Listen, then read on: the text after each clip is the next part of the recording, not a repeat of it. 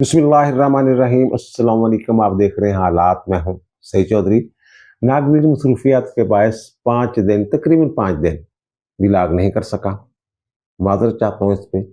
पहले भी छुट्टियां तो करता रहता हूँ, लेकिन इस मरतबा छुट्टियां कुछ ज़्यादा लंबी हो गई हैं। कोशिश करूँगा कि आइंदा छुट्टी ना हो। एक मरतबा फिर इस वक्फे पे मैं माजरत चाहता हूँ आपसे, माफ़ी का खास्तगार हूँ। इस दौरान के ये एक मौजूआत जो है ये इकट्ठे हो गए हुए हैं, लेकिन 2-3 मौजूआत जो हैं उन पे मैं बात करूंगा। मेरे पास जो इन्फॉर्मेशन है वो आपके साथ शेयर करूंगा और अपना तज्जिया पेश करूंगा। एक तो ये है कि जब 11 नवंबर को मिस्टर जस्टिस सईद मंसूर अली शाह साहब ने एक केस की सुनवाई के दौरान रमास दिए कि हम आईनी मुकदमात जो हैं उनको अगर सुन लेते हैं और उनका फैसला कर देते हैं तो हमें कौन रोक सकता है? क्या वाकयातन उन्हें कोई नहीं रोक सकता? ये हसरत नातमाम का इजहार है या कोई धमकी है? आईनी पोजीशन क्या है, इस पर बात करेंगे। लेकिन इससे पहले हम बात करेंगे कि जनाब पीटीआई के रहनुमा जो है वो इनकलाब की तारीख लेने गए थे जेल में इमरान खान से। इमरान खान के साथ तो उनकी मुलाकात नहीं हो सकी, लेकिन पुलिस वालों ने उन्हें धर लिया। कौन कौन साहबान थे? एक तो जनाब अपोजिशन लीडर जो है सेनेट में शिबली फराज साहब, और कौमी असम्बली में अपोजिशन लीडर उमर अयूब साहब, असद कैसर साहब साबिक स्पीकर, और हामिद रजा साहब सुन्नी धात कौंसिल के सरबरा। इसके अलावा पंजाब असम्बली में जो पीटीआई के अपोजिशन लीडर हैं या पीटीआई के रहनुमा हैं और अपोजिशन लीडर हैं पंजाब असम्बली में, अहमद खान बुच्चर साहब, ये जनाब गए हैं मुलाकात के लिए। आलिया हमजा भी वो कहते हैं कि वहां पहुंची हुई थी, पुलिस ने इनको पकड़ लिया। बताया जा रहा है पुलिस की तरफ से, जराए ये बता रहे हैं, जराए के जरिए ये खबर आ रही है कि जनाब दफा 144 लगी हुई है पंजाब में और रावलपिंडी में भी। तो ये जनाब जो है दफा 144 की खिलाफ वर्जी की, इन्होंने जनाब गैर कानूनी इज्तिमा किया, इसलिए इनको पकड़ लिया गया। और पकड़ के कहाँ ले गए? अडयाला जेल की जो चौकी है, पुलिस चौकी, वहां इनको जनाब ले गए। वहां इनके ऊपर क्या बीती, क्या सूरत बनी हुई थी वहां पे? ये तो बड़े इनकलाबी बनते हैं ना। वहां बताया जा रहा है कि सूरत ये थी तो सीने छूटे हुए थे। पहले तो जनाब इन्होंने रोब जमाने की कोशिश की पुलिस से काम पे। जनाब हम अपोजिशन लीडर हैं, सियासतदान हैं, कौमी असम्बली के रुकन हैं, अपोजिशन लीडर हूँ पंजाब का मैं, ये कर देंगे वो कर देंगे, के इस्तेकाक लाएंगे। लेकिन उन्होंने ये कहा जनाब ऊपर से जो हुक्म है कि दफा 144 जो है ना, इसकी खिलाफ वर्जी नहीं होने देनी। आप दफा 144 की खिलाफ वर्जी कर रहे हैं। अब पता ये चला है कि ये कहा इन्होंने कि जब अदालत की इजाजत से हम मुलाकात के लिए आए हैं, तो जाहिर है उनकी तरफ से अदालत के खिलाफ कोई बात नहीं की गई होगी। लेकिन ये तयशुदा बात है कि अदालत ने पुलिस को तो हुक्म नहीं दिया था कि इनकी मुलाकात करवाएं। अदालत ने तो हुक्म दिया जेल सुप्रीडेंट को कि जनाब इन लोगों की मुलाकात का एहतमाम किया जाए, और ये मुलाकात के लिए पहुंचे। लेकिन दफा 144 वाला जो इशू था ये शायद इनके जहन में नहीं रहा, या फिर शायद आम हालात में अगर आम कोई लोग हों, 4-5 लोग इकट्ठे होकर फिर रहे होते हैं, उनको पकड़ा नहीं जाता। लेकिन ये जनाब गैर कानूनी जो इस्तेमाल इन्होंने किया है वहां पे, इस बुनियाद पे पकड़े गए और फिर छोड़ भी दिए गए। वहां इस वार्निंग के बाद कि जनाब आइंदा आप ऐसा नहीं करेंगे, और इन्होंने वो वार्निंग जो है जो दी उन्होंने उसको कबूल भी किया। जब ये वहां से निकले हैं ना, तो इकट्ठे नहीं निकले, उन्होंने क्या जनाब कल्ले कल्ले होके जाओ, कल्ले कल्ले हूं दफा 144 की खिलाफ वर्जी नहीं होनी चाहिए, कल्ले कल्ले होकर निकले और इस हद तक घबराए हुए थे। वहां एक साहब के बारे में तो ये भी बताया गया कि उनके एक तरह से कुछ सीने छूट गए हुए थे, और उमर अयूब साहब के बारे में जो बातें हो रही हैं कि वो सबसे ज्यादा घबराए हुए थे। असद कैसर साहब ने कुछ बड़के झटके मारने की कोशिश की है, और हामिद रजा साहब जो है वो सुने नॉर्मल रहे। बाकी शबान जो थे वो काफी हद तक घबराए हुए थे, और इनको खदशा था कि अगर हम दोबारा इकट्ठे होकर निकले तो हमें गिरफ्तार कर लिया जाएगा। जाहिर है वो बेलेबल ऑफेंस है, 144 की खिलाफ वर्जी हो जाए तो अदालतें आमतौर पर बेल ले लेती हैं, मंजूर कर लेती हैं, जमानत पर रिहा कर देती हैं। लेकिन ये एक दिन के लिए भी इनकलाबी हैं, एक दिन के लिए भी जेल जाने के लिए तैयार नहीं थे। और फिर इन्होंने जो अगर अदालती हुक्म था तो फिर जाते एक एक करके चले जाते, सुप्रीम के साथ राब्ता करते, कहते जनाब ये हम आ गए, हमारी मुलाकात करवाई जाए। वैसे तो जो जेल रूल्स है ना उसके मुताबिक सियासी मुलाकात नहीं हो सकती किसी कैदी के साथ। लेकिन इस्लामाबाद हाई कोर्ट ने वो जो रूल है, कायदा जो है, ज़ाब्ता, उसे ही कलअदम कर दिया कोई हफ्ता 10 दिन पहले। उनका नहीं जनाब, ये कोई पाबंदी नहीं है कि जनाब सियासी मुलाकात नहीं हो सकती, किसी भी किस्म की जो मुलाकात है वो हो सकती है जेल में। हालांकि इमरान खान तो अब जो कानूनी तौर पे किसी पार्टी के हेड नहीं है, लेकिन ये तमाम हदायत वहां से लेने जाते हैं। अब इनकलाबी साहबान जो है, ये साहबान जो है, ये जेल की तरफ मुंह करने के बजाय इन्होंने वापस अपनी गाड़ियां जो है वो मोड़ ली और जनाब इस्लामाबाद आके इन्होंने दम लिया। ये है इनकलाबी। और इनकलाबी जनाब जो स्वाबी में 9 नवंबर को जलसा हुआ है, उसमें जो अलीमीन गंडापुर साहब जो है, उन्होंने बड़ी उम्मीद थी लोगों को, जनाब ये कोई लहाए अमल देंगे, अगला को प्रोग्राम देंगे। लेकिन वहां उन्होंने क्या ऐलान किया, सबसे बड़ा एक तो हलफ लिया। हलफ तो भाई साहब इमरान खान ने भी कोई तकरीबन 60 के करीब जलसे किए थे और हर जलसे में ये हलफ लिया करते थे, वो नाज़िर दात में ऐसे करके जनाब मैं हलफ देता हूं। तो वहां इन्होंने हलफ लिया, और हलफ क्या लिया कि जनाब इमरान खान जब काल देगा ना, तारीख देगा, और नवंबर ही में इमरान खान साहब जो है वो तारीख देंगे, तो फिर आप लोगों ने निकलना है और इमरान खान को रिहा करवाए बगैर वापस नहीं जाना। ये सबसे बड़ा ऐलान था उस जलसे का। और ये कहा जा रहा है कि वही इनकलाब की तारीख लेने के लिए ये साहबान गए थे। इमरान खान की बहनों के हवाले से, जो उनके जराए से जो खबर हम तक पहुंची है कि इमरान खान साहब ये उम्मीद नहीं कर रहे थे कि इस तरह का ऐलान वहां होगा, कि जब आइंदा जो है इमरान खान पे तारीख जो है एक ही मरतबा तारीख पे, वो चाहते थे कि जो कारकुन है उनको मुतहर्रिक किया जाए। अब जेल में बैठ के उनको बाहर की जो सूरत हाल है वो 100% उसका अंदाजा नहीं है, वो तुक्के लगा लेते हैं, वो एक तसव्वुराती दुनिया में चले जाते हैं, वहां अपने तसव्वुर में वो ले आते हैं सारा कुछ। लेकिन जो हकायक है, जमीनी हकायक है, उसका उनको शायद अदराक नहीं है। उनके जो कारकुन हैं वो भी मायूस हुए हैं गंडापुर साहब के इस ऐलान से, और पहले भी ये मुसलसल जो ऐलानात करते रहे हैं कि जनाब फलां जगह जलसा होगा, लाहौर में जलसा होगा, पंजाब के हर शहर में जलसा होगा, फलां तरीक को फलां शहर में जलसा होगा, बी चौक पहुंचेंगे, ये खुद जो लीडर हैं इनके वो तो गायब हो जाते हैं। अब जो कारकुन है उन्हें क्या पड़ी है कि जब कारकुन इंतजार कर रहे हो लीडर का कि लीडर आएगा, उसकी ताकत जो होती है लीडर होता है, रहनुमा अगर ना हो तो फिर वो ऐसे तितर बितर एक हजूम सा होता है, वो कोई फैसला करने की पोजीशन में नहीं होते, या तो वो जज्बाती होके भिड़ जाते हैं पुलिस से या कानून नाफज करने वाले इदारों से, या फिर पुष्पाई इख्तियार करते हैं। आम तौर पे इस मामले में ऐसे मौकों पे पुष्पाई ही इख्तियार की जाती है और इसको बड़ा कारनामा समझा जाता है कि जनाब पुलिस को झांसा दे के हम बच के निकल आए हैं, पकड़े नहीं गए, बड़ी गल भी, बड़ी गल मुंडिया, बड़ी दौड़ा तेरी, इस तरह की बातें जो होती हैं। अब जिनके कारकुन मायूस हैं, और दूसरी जो मुझे वजह नजर आ रही है कि ये जो शख्सियात पे निसार करते हैं उसकी वजह से भी इनके कारकुन जो हैं वो मायूस हैं। पहले ये इंतजार कर रहे थे अक्टूबर का कि जस्टिस सैयद मंसूर अली गिया साहब आएंगे। अब जब इनके कारकुनों के जहन में ये बात बैठा दी गई है कि जनाब मंसूर अली शाह साहब ने आ जाना, तो मसला कोई नहीं, उनको असल सूरत हाल का क्या पता।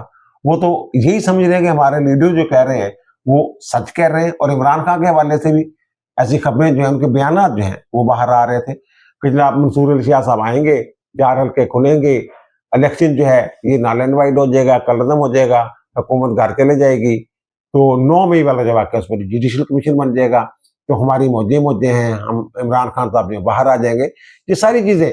तो अब कारकुन जो वो तो यही समझ रहा है कि जनाब हमें बाहर निकल के डंडे खाने की क्या जरूरत है, आंसू गैस का सामना करने की क्या जरूरत है, वो आ जाना है मंसूर अली शाह साहब ने, वो ठीक है मंसूर अली शाह साहब नहीं है। अब ये एक और ट्रंप साहब आ गए हैं, तो ट्रंप साहब आएंगे, इक़्तिदार संभालेंगे और हुकूमत पाकिस्तान को जनाब वो खत लिखेंगे या टेलीफोन करेंगे, तो जनाब इमरान खान साहब बाहर होंगे। अब कारकुन अब भी यही समझ रहे हैं। इस हद तक इन्होंने ये तासर कायम करने की कोशिश की है, हालांकि ये इनके खिलाफ जाती है बात। ट्रंप वाली बात जो है, इनसे तो जो अलीमा खानम है इमरान खान की बहन, वो ज्यादा समझदार है। वो कहती है हमारा तो बयानिया अमेरिका के खिलाफ था, वो हमारा अब्बा लगता है कि जनाब इमरान खान को रिहा करवाएगा, ये हमें ही करवाना पड़ेगा। वो इनसे ज्यादा समझदार है, इनके तो बयानिया जो है उसको नुकसान पहुंचेगा। अब ये कहें जो मर्जी कहते रहे, वो जो बाइडेन की हुकूमत थी, ये ट्रंप की हुकूमत है तो अमेरिका ही ना, अब झंडा लेके पहुंच गया बंदा है जनाब इनके जलसे में, स्वाभाविक वाले जलसे में, और ये कह रहे हैं गंडापुर साहब का बयान में आज देख रहा था, टीवी में टिकर चल रहा था जनाब, वो जो है वो जो था वो पटवारी था जो वहां झंडा लेके, फिर पकड़ लेते भाई उसको, पटवारी था, उसको हम ढूंढ रहे हैं। लेकिन एक दफा तो आपके वो जलसे में आ गया ना कि जनाब अमेरिका का झंडा लेके जनाब ट्रंप के आने की खुशी में जो भी अब कर रहे हैं, अब ये ट्रंप से उम्मीद लगा के बैठे। कारकुन कैसे मुतहरक होंगे? वो तो यही समझ रहे हैं कि जनाब अब ट्रंप आएगा और छुड़वा लेगा। पहले मंसूर अली शाह साहब ने आना था और छुड़वा लेना था। बहरहाल खान साहब के हवाले से जो मैं अर्ज कर रहा था कि उनकी बहनों के जराये से जो खबर बाहर आई है, खान साहब मायूस हैं अपनी क़यादत से, मौजूदा जो पार्टी क़यादत है इससे, और दूसरा उन्हें 190 मिलियन पाउंड वाला जो केस है उसमें सजा होती हुई नजर आ रही है। उनकी परेशानी समझ में आती है। और ये जो मुलाकात वाला मामला हुआ है कि जनाब ये सामान जो मुलाकात के लिए गए हैं, वो जो लोग कह रहे थे जनाब खान साहब को राम करने की कोशिशें हो रही हैं, खान साहब को खुश करने के लिए पता नहीं क्या कर रहे हैं जनाब, वो कोई एस्टेब्लिशमेंट के लोग हैं, पता नहीं खुफिया मुलाकातें भी करवा देते हैं। जनाब खुफिया मुलाकात हुई इमरान खान के साथ जेल में, इनके सुने ना पीटीए वालों को जो बातें हैं कि जनाब तरले मार रहे हैं इमरान खान के, तो फिर ये उस तासर की भी नफी होती है कि भाई साहब नहीं, वो जो रायतें आप ढूंढ रहे हैं ना, ये तो ना कहते हैं अदालत का हुक्म, अगर अदालत का भी हुक्म है तो फिर भी मुलाकात नहीं हो सकी, तो उससे आप अंदाजा लगा लें कि इमरान खान साहब के लिए जो रायत है वो सरे दस्त जो मुझे नजर आ रहा है, वो रायत वाला जो लफ्ज है ना उन्होंने डिक्शनरी से मिटा दिया हुआ है।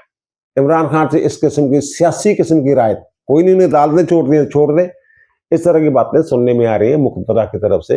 वो कहते हैं जब हमने अदालतों को नहीं कहना, ना हमने किसी को मैनेज करना है, जैसे मियां नवाज शरीफ वाले मुकदमात में हुआ था, वो कहते हैं कि उस तरह की मुदाखलत जो है हमने नहीं करनी। अगर प्रोसिक्यूशन जो है मजबूत हुई तो सजा हो जाएगी, अगर प्रोसिक्यूशन कमजोर होगी तो बरी हो जाएंगे। हमने कोई इस तरह का मामला नहीं करने का, अपने खाते में हमने कुछ नहीं डालना।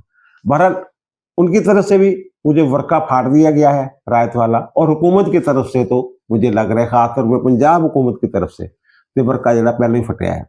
अब देखें इनका इनकलाब जो है उसकी तारीख कब मिलती है, कब ये निकलते हैं, निकल भी सकेंगे नहीं निकल सकेंगे। और मुझे जो लगता है जो माहौल बाहर का है पीटीआई का, कारकुनों की मैं बात कर रहा हूँ, वो मुझे इस मूड में नजर नहीं आते। उनको मुतहर्रिक ही नहीं कर सके ये, वो इंतजार कर रहे हैं ट्रंप के आने का कि ट्रंप का टेलीफोन आना है तो फिर इसने छूटना है।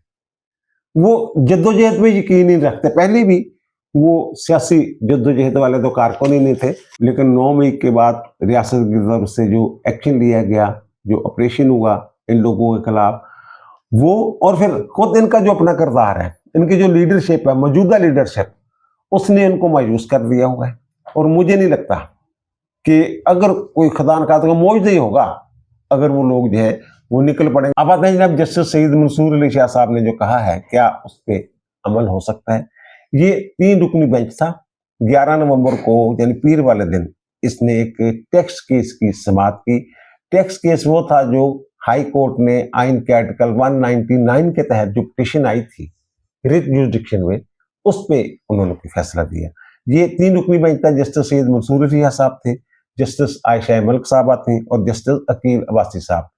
पहले भी जब 26 मई तरमीम मंजूर हुई है तो उसके फौरन बाद जब ये बेंच बने हैं और समाअत शुरू हुई है, तो इसी बेंच ने जस्टिस मंसूर अली शाह साहब और आयशा मलिक साहबा ने जो केस आया था, सबसे पहले इन्होंने ये कहा था जनाब ये तो कानूनी और आईनी मामला है तो हम ये सुन ही नहीं सकते। तो बहुत सारे लोगों का ये ख्याल है, जिनमें सुप्रीम कोर्ट के सहाफ़ी भी शामिल हैं, कि इनकी लग ये रहा है कि कुछ ऐसा कर दिया जाए कि बोझ जो है, बर्डन जो है ना, हर दूसरे मुकदमे में कानून का कोई ना कोई सवाल होता है, तो ये तमाम बर्डन जो है ये डाल दिया जाए आईनी बेंच के ऊपर, यानी भरमार कर दी जाए, और फिर वो बेंच जो है इतनी बड़ी तादाद में मुकदमात की समाअत ना कर सके, डिले होना शुरू हो जाए, तो फिर ये कहेंगे देखें जनाब ये जो तरमीम लेके आ गए हैं ये तो काबिल अमल ही नहीं है, 26 में नहीं तरमीम। इस तरह का सवाल जो है, इस तरह का माहौल जो है ये बन सकता है।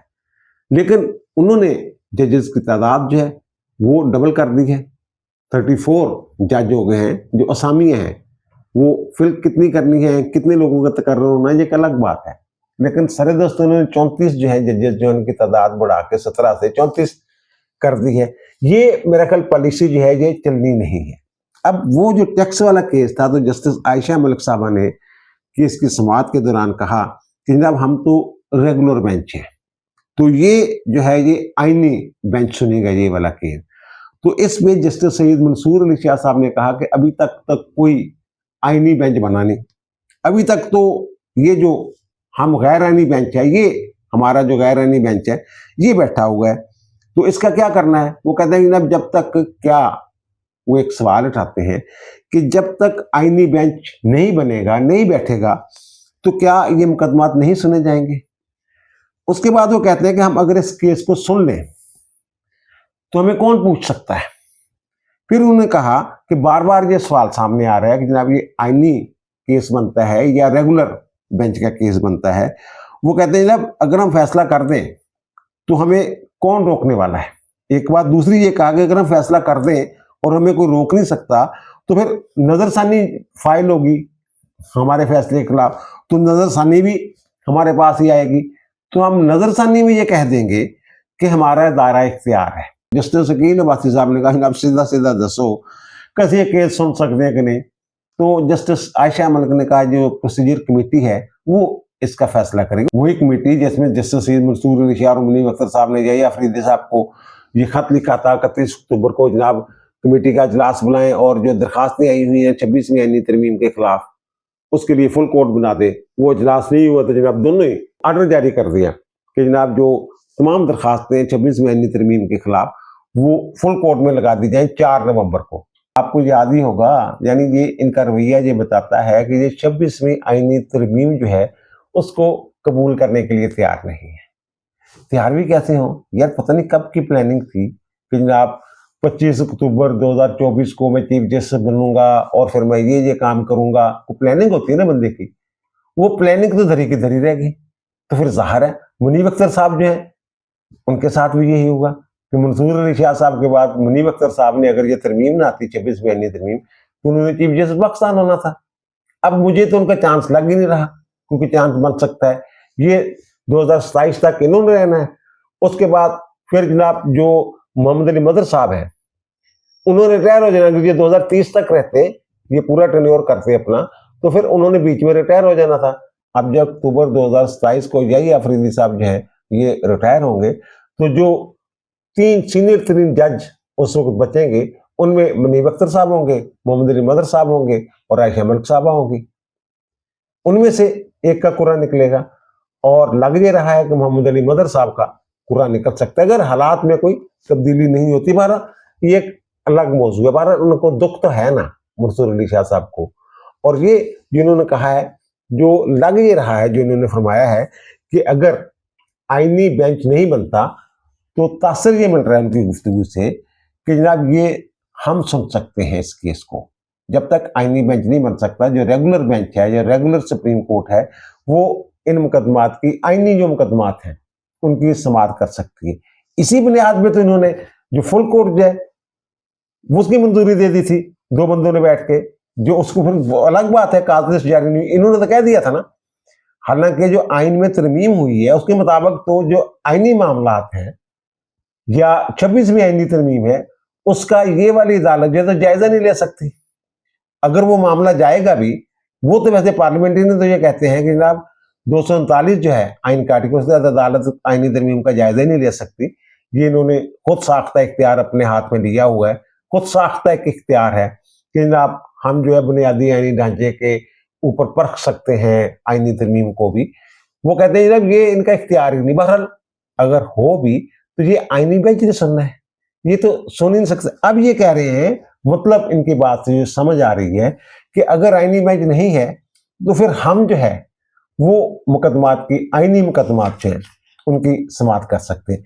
जिस दिन ये 11 नवंबर को आया ना इनका ये ऑब्जर्वेशन टीवी पे आई, उसी वक्त फौरी तौर पे जो ये 3 रुकनी कमेटी है आईनी बेंच की तश्कील के लिए और मुकदमात की तफवीज़ के लिए, जो अमीनुद्दीन खान साहब, जस्टिस जमाल खान मंदोखेल साहब और जस्टिस मोहम्मद अली मजहर पर मुश्तमिल है, इनका 6 सितंबर को, वो हम नोटिफिकेशन आपको दिखा रहे हैं, 6 नवंबर को इजलास हुआ था लेकिन मीटिंग मिनट्स जारी नहीं किए गए थे।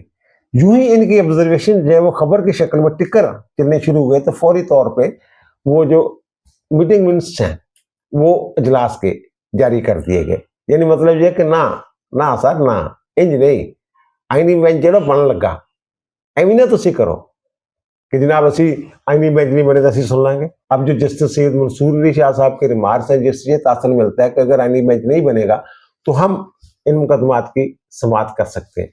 आला अदालतों के पास एक इख्तियार है कि अगर दाद रसी का फोरम जो है वो नामुकम्मल हो, वो कार्रवाई करने की पोजीशन में ना हो, तो अदालतें वो केस जो है वो सुन सकती हैं, उनका फैसला भी कर सकती हैं। लेकिन ये इख्तियार आइन ने दिया हुआ है। जो मंसूर अली शाह साहब कह रहे हैं ना, वो इख्तियार उनके पास नहीं है। ये जो आइन में 26वीं आईनी तरमीम हुई है, जो मुतलका आर्टिकल्स हैं, तरमीमी आर्टिकल, वो हम आपको स्क्रीन पे दिखा रहे हैं, इन पे हम बात भी करते हैं। अब दाद रसी के फोरम की अदम मौजूदगी या अदम तश्कील के हवाले से मैं थोड़ी सी वजाहत कर दूं कि आला अदालत को फिर इख्तियार कैसे मिलता है।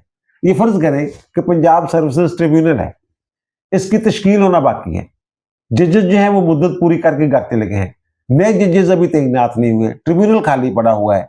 तो फिर जो सरकारी मुलाजमीन है वो दाद रसी के लिए कहाँ जाएंगे? वो हाई कोर्ट आएंगे, और हाई कोर्ट के पास एक इख्तियार है आइन के आर्टिकल 199 के तहत, जिसके तहत वो इन अपीलों की या दरखास्तों की समाअत कर सकेगा। जो सर्विस ट्रिब्यूनल का इख्तियार है वो हाई कोर्ट अपने इख्तियार को इस्तेमाल करेगा 199 के तहत। ये आइन ने उसको इख्तियार दिया है हाई कोर्ट को, तमाम हाई कोर्ट के पास ये इख्तियार है। लेकिन सुप्रीम कोर्ट का 184 सब आर्टिकल 3 के तहत एक इख्तियार होता था, वो इख्तियार अब रेगुलर बेंचों के पास नहीं रहा।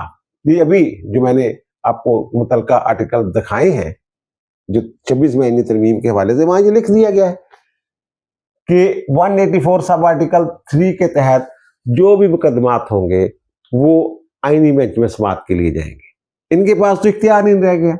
और दूसरा ये कि इनके पास एक और इख्तियार होता था आइन के आर्टिकल 187 के तहत, जिसके तहत ये रीराइट नहीं कर दिया करते थे वो आइन को कि जनाब इंसाफ की मुकम्मल फराहमी के लिए कोई भी हुक्म जारी कर सकते हैं। अब उसमें भी तरमीम हो गई है 187 में, ये जा ही नहीं सकते। अब उसमें यह है कि जो आइन ने इनको इख्तियार दिया है और जो कानून ने इनको इख्तियार दिया है उससे बाहर नहीं निकल सकते। बेलगाम इख्तियार नहीं है अब 187 जो 26वीं आईनी तरमीम के बाद। और इसी तरह 185 के तहत इख्तियार अपील है इनके पास, और अपील वो 26वीं आईनी तरमीम में वो भी लिख दिया गया है कि 199 के खिलाफ जो अदालती फैसले होंगे हाई कोर्ट्स के, उनके खिलाफ जो अपीलें जाएंगी उनकी समाअत भी आईनी बेंच करेगा। तो फिर ये तो इनके पास तो इख्तियार समाअत ही नहीं है, ये कैसे समाअत कर सकते हैं? वैसे ये बरीक बीन हैं मंसूर अली शाह साहब भी, मुनीम अख्तर साहब भी। जो बरीक बीन लोग होते हैं ना, वो एक नुक्ता निकालते हैं और उस नुक्ते की बुनियाद पे फिर पूरी इमारत जो है, पूरी बिल्डिंग जो है वो टेढ़ी बन जाए, जिद्दां दी बन जाए, इन्होंने खड़ी कर देनी होती है।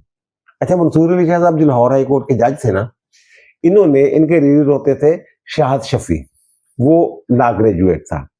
तो उन्होंने मुझे बताया कि जनाब आज जज साहब ने बहुत बड़ा हुक्म जारी कर दिया है, गवर्नर पंजाब को नोटिस जारी कर दिए हैं। तो मैंने कहा यार गवर्नर पंजाब को नोटिस, ये तो हाई कोर्ट का इख्तियार ही नहीं है, उनको तो इस्तिस्ना है। नोटिस का मतलब होता है कि असालतन या वकालतन पेश हो। ये गवर्नर को तो नोटिस ही जारी नहीं किया जा सकता, ये कैसे जारी हो गया? उनका जनाब ने, ये यूनिवर्सिटी का मामला था, तो बतौर चांसलर उनको नोटिस जारी किए गए। तो मैंने कहा जनाब चांसलर जो है वो एक्स ऑफिशियो ओहदा है, बलिहाजे ओहदा जो है वो चांसलर होता है, गवर्नर जो है वो कोई अलग ओहदा नहीं है, वो इसलिए चांसलर है कि वो गवर्नर है। तो ये गवर्नर ही का इख्तियार है, गवर्नर को नोटिस जारी नहीं किए जा सकते। उसने फिर कहा कि जनाब चलो मैं जज साहब से बात करता हूँ।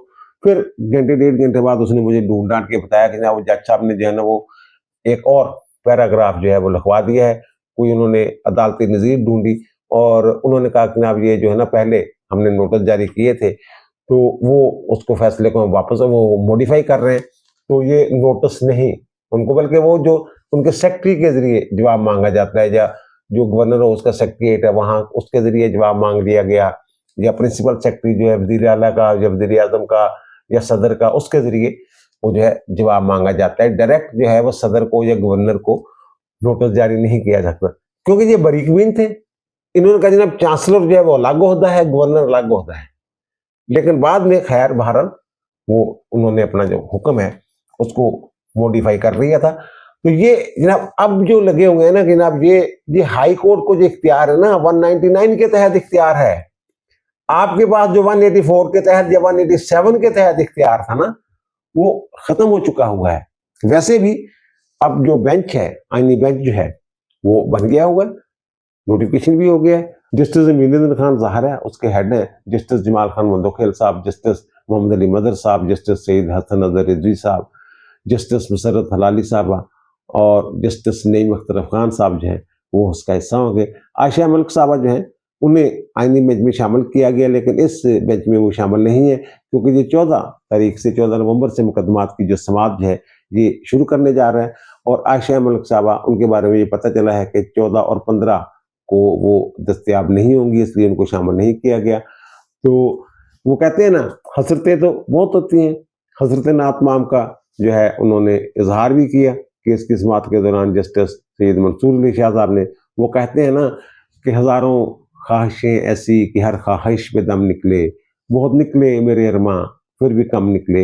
ये अब बेंच बन गया है, अब जो हसरत है ना ये दिल में ही रह जानी है, ये हो नहीं सकेगा क्योंकि बेंच की तश्कील के बाद ये जो कह रहे ना जब अगर आईनी बेंच नहीं बनता तो क्या मुकदमा पड़ा रहेगा, हम ना फैसला कर दें, वो अब नहीं होगा। सुप्रीम कोर्ट के जो रेगुलर बेंच है ना उनके पास आईनी मामलात या आईनी मुकदमात की समात का इख्तियार ही नहीं है, ये आईनी बेंचों ने सुनना है। आपने देखा नहीं सिंध में क्या हुआ, सिंध असम्बली ने 26वीं आईनी तरमीम के तनाजर में करारदाद मंजूर की कि जनाब वहां सिंध हाई कोर्ट या वहां आईनी बेंच बनेंगे, तो वहां रेगुलर बेंचों ने समात रोक दी। फिर जुडिशल कमीशन में मामला आया तो वहां कुछ अरकान जो थे वो गैर हाजिर थे, तो ये फैसला किया गया कि जनाब अब 25 जो नवंबर है इसको दोबारा इजलास होगा जुडिशल कमीशन का और 24 तारीख तक वहां के तमाम जज जो थे सिंध हाई कोर्ट के उनको आईनी बेंच में शामिल किया गया, नोटिफाई किए गए। अब वो अगर सुनते हैं 199 के तहत मुकदमात की समात कर रहे हैं तो वो जुडिशल कमीशन ने उनको आईनी बेंच डिक्लेयर किया है। अब जाहिर है हाई कोर्ट के तमाम जजों को तो आईनी बेंच का हिस्सा नहीं ना डिक्लेयर किया जा सकता, तो 25 नवंबर को बाज़ाब्ता तौर पे वहां जो आईनी बेंच है वो तश्कील जो है जुडिशल कमीशन की मंजूरी से वो हो जाएगी। अब दीजिए मुझे इजाजत, इंशाअल्लाह दोबारा मुलाकात होगी नए विलाग के साथ। अल्लाह ताला आप पर, मुझ पर, हम सब पर मेहरबान रहे। अल्लाह हाफिज़।